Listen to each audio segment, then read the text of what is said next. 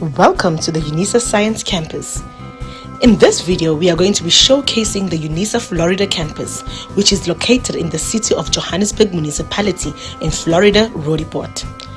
Our campus has the state-of-the-art facilities to be able to teach and embrace the 4IR space. The campus is two colleges as residents, which is the College of Science, Engineering and Technology, as well as the College of Environmental Sciences. Unisa School of Engineering endeavors to be the best engineering school in South Africa. We welcome great minds from all over the continent to study with us. Our engineering school has state-of-the-art laboratories and equipment, a first-class international reputation, and relationships with faculties all over the world and over Africa. So everybody is interested in 4IR and what 4IR is. So at the University of South Africa, we have really grabbed this idea of 4IR. For us, 4IR is not only about technology, it's not about big data, it is not about the Internet of Things, it is not about social media. It is about how we as individuals take this technology and use it to improve our lives. For example, in our school, looking at the Department of Information Systems, we've got a number of programs that have embraced 4IR technologies and 4IR thinking, for the last number of years. We've got colleagues who are working with bioinformatics, colleagues who are working on cybersecurity, colleagues who are working on digital government. All of these ideas have been in this information system space for a large number of years. Now we are taking it to the next level. Hi, my name is Shiren Singh. I'm a professor in the School of Computing in the Department of Information Systems, which is in the College of Science, Engineering and Technology. So in the 4IR space, right, we are looking at what we call the University of the Future. What is the University of the Future? How does the University of the Future work? Right? Is it the standard university that where people go and attend classes, stand in front of a human being and expect the knowledge to come down to them? Or is it more democratized where people use the technology to enhance the learning process? So what we at Unisa have been doing is developing MOOCs. MOOCs is a really fancy word, is a really fancy acronym to say this is a massive online opened classroom, and it's opened. Anybody can come to this classroom at any point in time, go through the material, develop a deep understanding, and depending what type of MOOC you attend, you can have a asynchronous MOOC or a synchronous MOOC. What does that mean? It means you can have somebody who is physically championing the MOOC. They will come, they will talk to you, they will share their experiences with you, take you through the tutorial matter, or it could be where their videos are already over there and you will go through those videos. Right? Once you complete that MOOC, you would either do a portfolio or a little exam and you would get certified. So we at Unisa see this as one of the ways of taking 4IR and the University of the Future forward.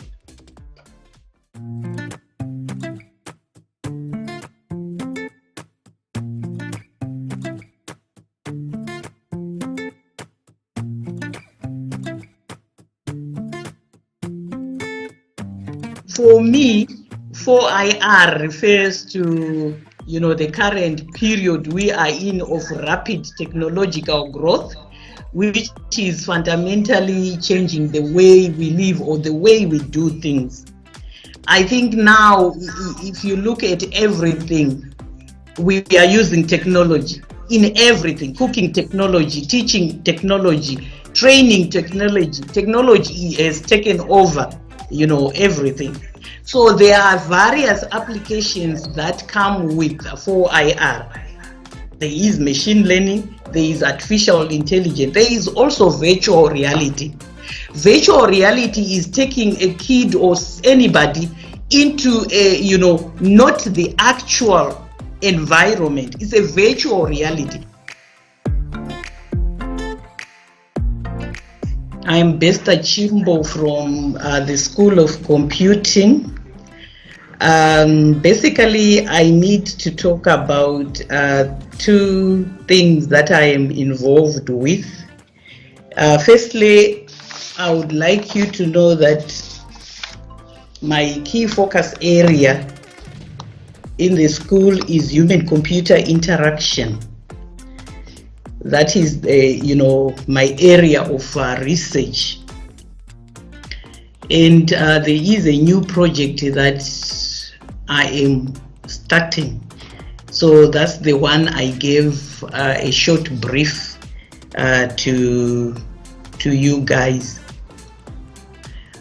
For me, what I understand about 4IR, to me it refers to the current period of rapid technological growth, which is fundamentally changing the way we live. So for me, HCI includes the exploitation of new technologies, hence it is central to 4IR.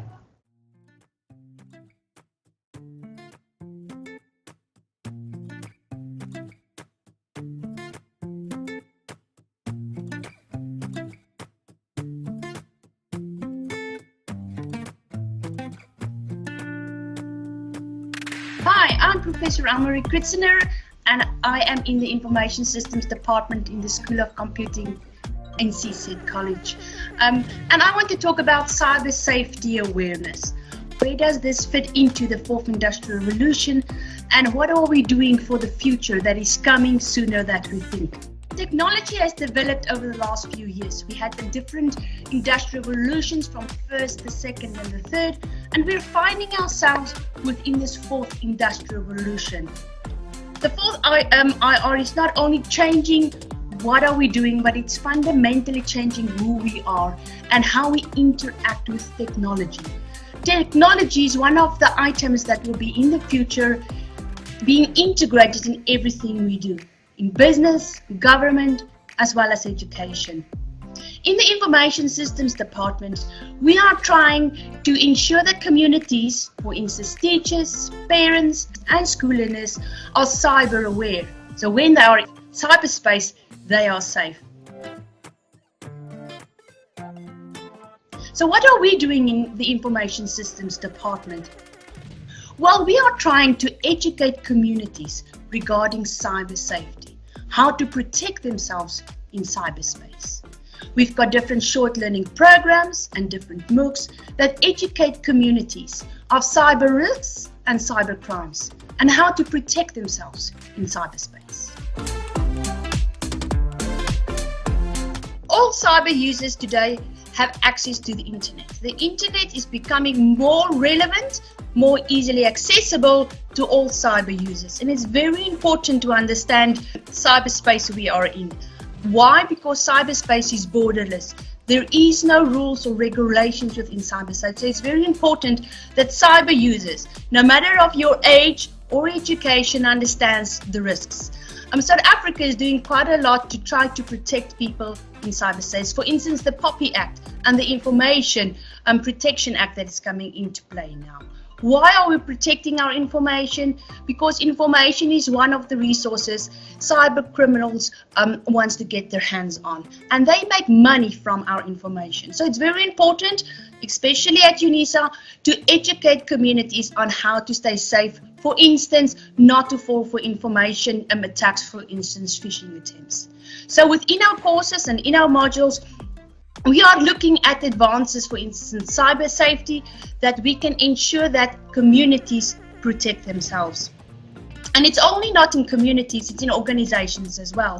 Cybercrime is a relevant aspect in any organization. So it's very important when we train people going forward into this 4IR environment that they understand no matter who you are, you have information in cyberspace, you are active in social media, and you are linked to different people all across the world. So it's critical that we build a cyber safety culture within South Africa. And that is what we're trying to do in the Information Systems Department at Unisa, is to create, contribute, and build the cyber safety culture to ensure that infrastructures, information, people's personal information, and especially people themselves are protected. Then, of course, you get different kinds of cyber attacks. For instance, bullying that we see is a growing problem among school children, and especially within working environments when we work online. That has become quite relevant in the last year and a half. So when we are moving into this fourth industrial revolution, where the lines are blurred between people and technology, we are trying to aim that people understand cyberspace, that they understand the risks and the problems that can occur within cyberspace. And we try to give them the tools and how to prevent or to see or act on when a cyber incident occurs. When we are connected to cyberspace, we have no idea where we are connected to. It can be anywhere in the globe. So when we register for anything online, when we are part of a social community online, the internet is saving our information. If we don't know it, it's saving it definitely. And it's using it some other way for cyber criminals that can use it to get our personal information and try to have cyber attacks on us. So it's very important when people are within cyberspace and they register and they give personal information out, that they understand where the information is going. It's very important that cyber users must understand that nothing is free on the internet. There's a lot of organizations and companies that pays millions of rands to obtain information.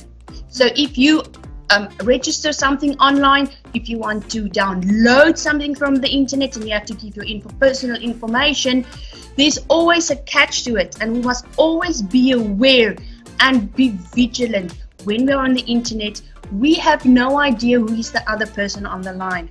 If somebody sends you an email, we must make double sure who the email is from. We must read the email, we must understand the email, and not just click on any link because we want something for free or we think we must do a specific action. For instance, the banking environment.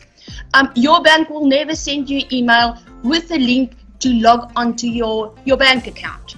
They always inform you there's a problem and you can phone the bank. So we advise all our people we engage with, the communities, with people on the street. When you do, for instance, online banking, make sure you understand the rules of the online banking. Understand what your bank will ask of you, and then be vigilant. Keep an eye open for cyber criminals that wants to get your information and therefore get to your money.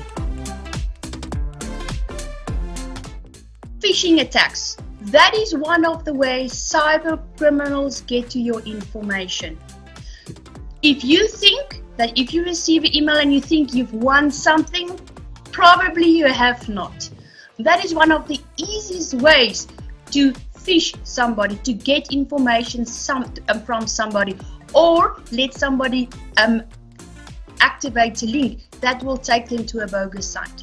So people must be aware. You probably have not won something. And if you think you have won, rather follow different methods. Try to go and investigate if the people that have sent you that email is authenticate. But 99% of the time, it is phishing attempts. One of the attempts that I've seen quite recently is that somebody received an email to say please indicate to the government department if you have received your vaccination. Press on this link if you have, and press on this link if you haven't. And I've heard of a number of people that pressed on the link, and that leads to different sites. And many times these links ask for a bank account login that they can all provide you with funding to go to a vaccination site, or as you say, is if you want something. But people must be vigilant.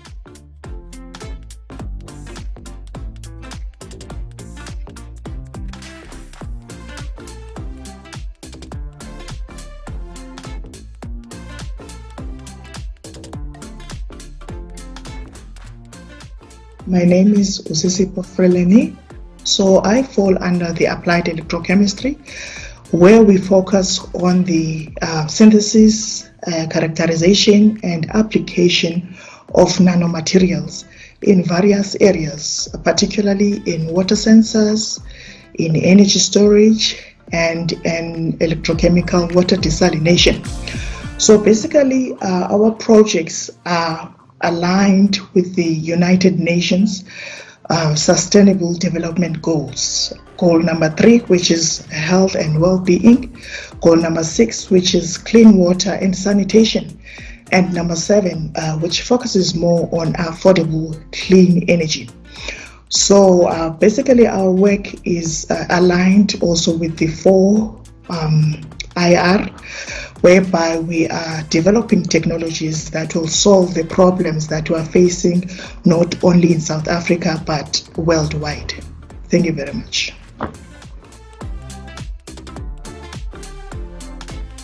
My name is Unisa Tito. I'm a master's candidate at the Institute for Nanotechnology and Water Sustainability. I'm part of the Applied Electrochemistry thematic area. So we focus on using electrochemical methods to derive solutions for the current water challenges. My project focuses on the development of a sensor to detect an antiretroviral drug in water, specifically nevirapine, which is used for preventing mother-to-child transmission, and also used in combination therapy for first-line treatment. So this sensors is an alternative to the usual expensive and sophisticated techniques such as our high-performance liquid chromatography. So the device is very easy to use and gives results within a very short space of time. These digital sensors form part of the 4th industrial revolution, which is the future. So it's important for us to know what is in our water in order to help us prevent negative effects in the future, such as the development of drug resistance or other sicknesses. So these findings will help the people at the waterworks to improve their purification methods. My name is Arusani Manyache. I'm a PhD candidate at Unisa under the Institution of Nanotechnology and Water Sustainability. What we are working on, if I can put it in simple terms, we are developing the material that will be used for the water treatment. So this material is developed from sugarcane bagasse. So we think that this our research can engage in the space of 4th industrial revolution by trying to develop material which are more cost effective. It's natural based material. Then in the space of 4th industrial revolution, we believe that by developing the different parameters that can be used, and to form a sort of a modeling that will be used to simulate how much it's going to cost to develop our certain material, and how much time is going to need. Then by doing that, that's going to help us to save time and to save money.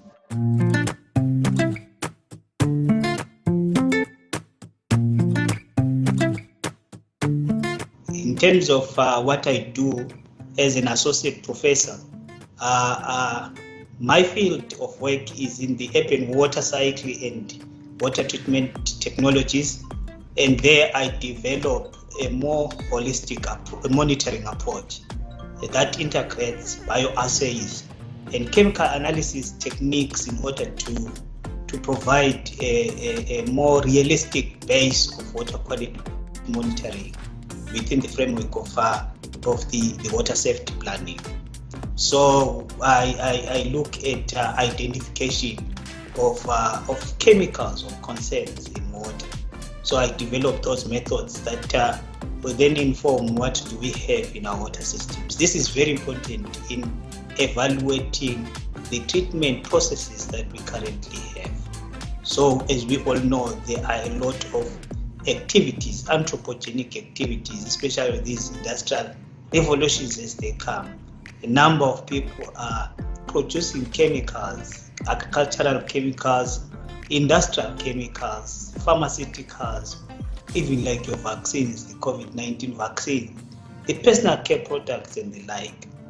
And these systems, when they get into our water system, they tend to translate. There is a transformation of this into other compounds, and we need to evaluate. First, we need to identify and quantify, and then evaluate their amounts. It is important for us then to inform the regulators on how much of these amounts of chemicals can be regarded safe in the water systems.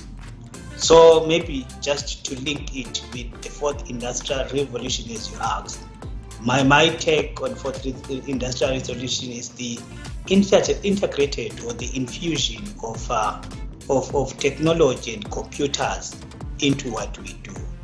Like I said, I'm an instrument scientist, a lab manager. We deal with high-end equipment, state-of-the-art, top-of-the-range equipment. And we cannot do such enormous data analysis and data reduction without using supercomputers. So that's where we come in. I believe that the use of computers and the automation of processes is very critical in order for us to be able to address the current and future issues relating to water quality and water quantity. Then, in terms of its social impact, I think obviously it is critical at this stage for us to have safe drinking waters. I can imagine people I don't know how many water bottles have you taken today. Imagine if you were taking unprescribed drugs by drinking your water or other chemicals. Definitely we might shorten the lifespan of people. So it is critical from our side to come up with that. So one other thing that I might also say regarding fourth industrial revolution is that I said I come from a nanotechnology environment. Nanotechnology, we make, we synthesize, we produce these chemicals at nanoscale. I should say, for example, computers, tablets, phones, whatever we use even now, they use the nanotechnology, as we all know. Amongst many of them is the silicon chips that are the brain of the devices that we use. So what we do at iNanos, we fabricate and we make these materials, characterize them for use, fit for purpose. So we apply them in water, but there are some that are applying them in drug delivery, and there are some that are applying them in certain vehicles, as well as storage devices of these computers.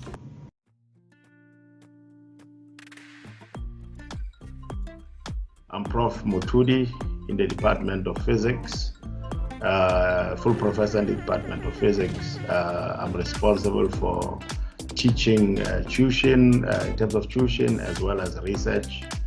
My research focus is on nanoscience and nanotechnology, where we train students on how to synthesize nanomaterials that can be applied in various fields, such as energy storage, in areas of batteries, as well as supercapacitors.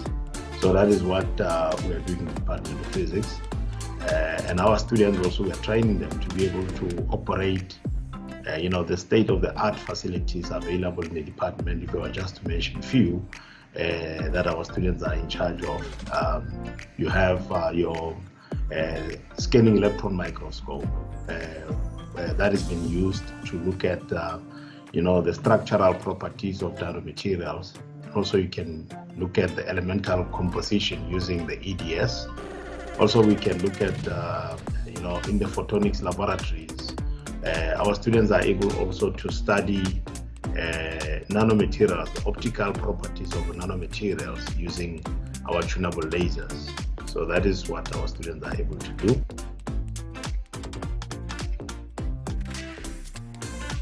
We spoke about nanoscience and nanotechnology. I think if I were to put this in layman's terms, we are using various methods where we are preparing these materials. I wish I could maybe share some slides just to show when we talk about nanomaterials, exactly what are we referring to. But you're talking about something that is less than 100 nanometers.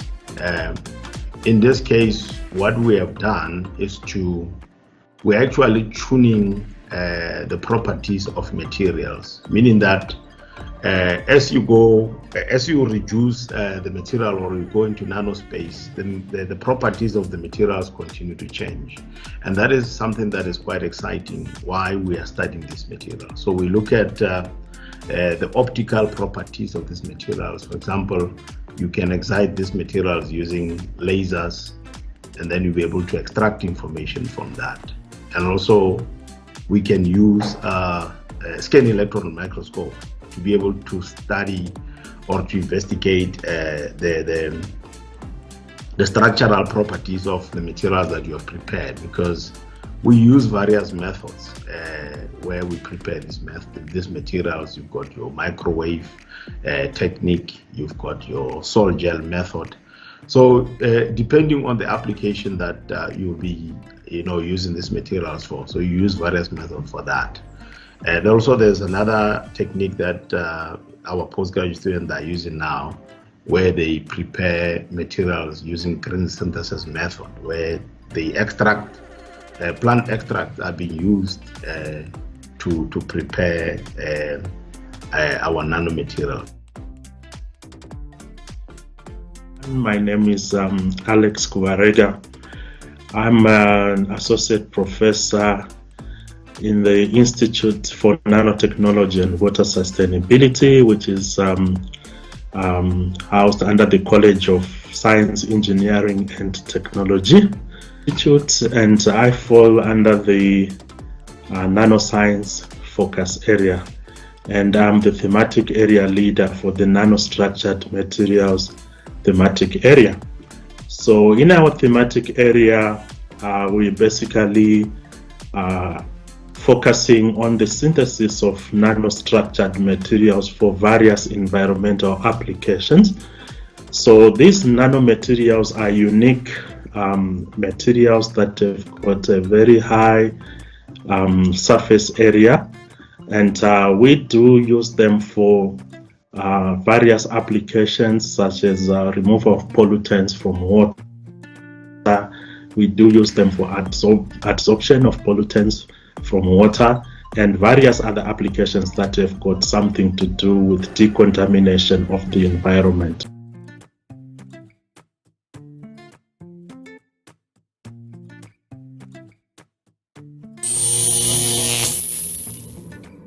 Without a reliable power supply, without a reliable energy supply, the fourth industrial revolution will fail before it even begins. And that's where I come in. I'm in the support side in terms of generating energy. I believe we have been suffering under the effects of load shedding here in South Africa for something of the order of between 15 and 18 years. I mean, I suspect some of you probably have children who've been alive longer than that. It's reported that load shedding costs the economy something of the order of 40 million rand a month of load shedding. A recent report by one of the ratings agencies, I believe by Bloomsbury, stated that South Africa has officially the third highest unemployment rate in the world. I mean, if these numbers don't terrify you, then you're a harder person than I am. So essentially, as I've already said, without power, without reliable power, there will be no fourth industrial revolution. So that's the first major crisis we're facing. We're facing an energy crisis. But we're also facing a second crisis. It's an environmental crisis. Very specifically on the issue of waste plastics. In the world, there's something of the order of 300 million tons of waste plastics being generated every single year. There's about 8 million tons of it that goes into the oceans, being dumped into the oceans. It's a small fraction, but the importance of that fraction is we can already see the damage being done by that fraction. Yes, it is true that we can recycle plastics, and it's very important that we do that. But recycling plastics doesn't actually solve the problem of plastics accumulating in the environment. Plastics take something of the order of 1,000 years to decay naturally in the environment. The plastics will last longer than we will. So even if we stopped using plastics today, the amount of plastics that are currently being used will make these things even worse. So recycling doesn't solve the problem, and stopping using plastics altogether doesn't solve the problem. It's also very important to understand that plastics are not actually the enemy. Plastics has saved us from other problems. I have heard in the past people say that instead of using plastics for clothing, for example, we should just use cotton. The problem with using, say, plant material for our clothing is that there isn't enough water on Earth to make enough cotton to replace the plastic in our clothing. So plastics are not the enemy. We can't simply stop using plastics.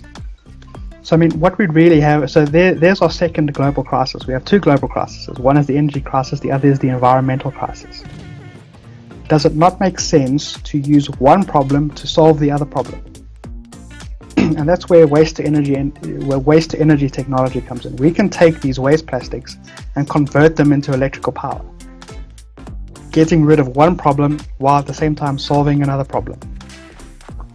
So technology that we've developed here at Unisa is a technology that allows us to do that. We can take waste plastic and turn it into electrical power.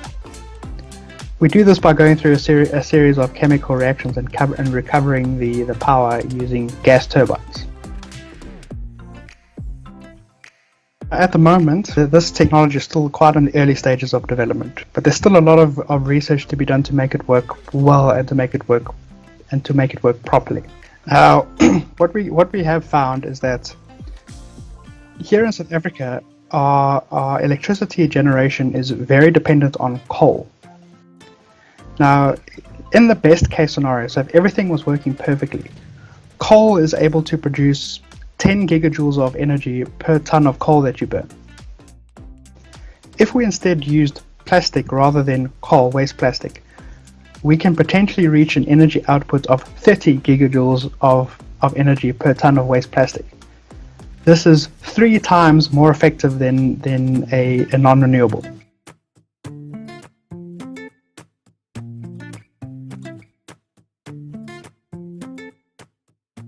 My name is Dr. Pierre Adriaanse. I'm the manager of the Horticulture Center at the Unisa Science Campus, Florida, Roodepoort. The topic today is the Unisa Science Campus and Horticulture Center and the fourth industrial revolution.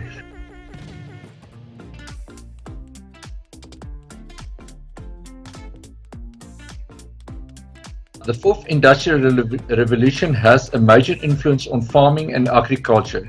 It transformed the thinking around the old ways and method of plant production. Horticulture production approaches become more commonly used and applied on small and big scale farming.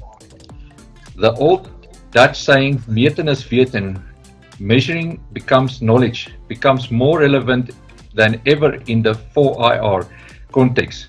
Farmers, growers, production specialists and professional plant producers are now confronted with measuring input and output. The 4IR, together with the add-on pressure in terms of population growth, climate changes, energy use concerns, and dietary changes, meeting the expected demand for food production become an extensive challenge. This can only be reached by applying new techniques, using less and producing more quality plants and fruits. Greenhouses, climate control production, employing different methods, of example hydroponic, soilless production, aquaponic production of fish and vegetables, and vertical farming become more commonly. At Unisa Science Campus Horticulture Center, we aim to expose students to utilizing the new ways of 4IR, thinking, manipulating technology, and applying science. A good example of this outcoming of the climate control irrigation fertigations done by control system in the greenhouse called Priva. These systems give you the ability to be in control with all the aspects in the greenhouse without being on the campus. You control system remotely. The climate irrigation and fertigation settings can be done beforehand, and the computer will manage the greenhouse in the set parameters. The system will send an alarm SMS to your mobile phone to alert you of possible shortcomings in the greenhouse and any problems. We also host examples of different hydroponic systems for research purposes in the greenhouse at the Horticulture Center. We successfully produce green peppers, tomatoes, and other vegetables applying hydroponics methods. New small-scale farming, rooftop, and urban farming become more and more common in the new generation of food supply. The influence of the 4IR in agriculture and more specific horticulture environment leads to new working skills and new opportunities to apply new knowledge, information, and data, produce more with less. My name is Botlhale Masango, and I'm from Titelo Secondary School, which is based at Protea North, Soweto. Today we had a very fascinating lesson. We learned more things that we could have not been taught at our school. For instance, statistics and how the statisticians are living and such things. We've learned about bacteria, different rocks, the lithosphere, you know. We've learned about so many fascinating things. Like, those are most fascinating things in terms of education, and I don't think that I could have traded it well for anything.